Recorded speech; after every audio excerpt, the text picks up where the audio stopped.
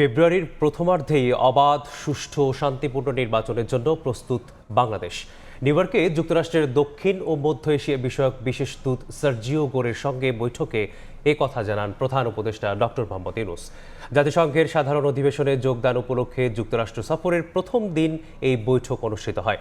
এ সভায় প্রধান উপদেষ্টার নেতৃত্বের প্রশংসা করে বাংলাদেশের প্রচেষ্টায় যুক্তরাষ্ট্রের পক্ষ থেকে সর্বাত্মক সহযোগিতার আশ্বাস দেন সার্জিও গোর। বৈঠকে বাণিজ্য, দক্ষিণ এশীয় সহযোগিতা, সার্কের পুনরুজ্জীবন, রোহিঙ্গা সংকট এবং বাংলাদেশের বিরুদ্ধে ছড়ানো মিথ্যা তথ্য মোকাবেলা সহ বিভিন্ন দ্বিপাক্ষিক ও আঞ্চলিক বিষয় নিয়ে আলোচনা হয়। এছাড়া কক্সবাজারের আশ্রয়ে নেওয়া 10 লাখেরও বেশি রোহিঙ্গার জন্য যুক্তরাষ্ট্রের সহযোগিতা কামনা করেন প্রধান উপদেষ্টা। এ সময় রোহিঙ্গাদের সহায়তা অব্যাহত রাখার প্রতিশ্রুতি দেন গোর।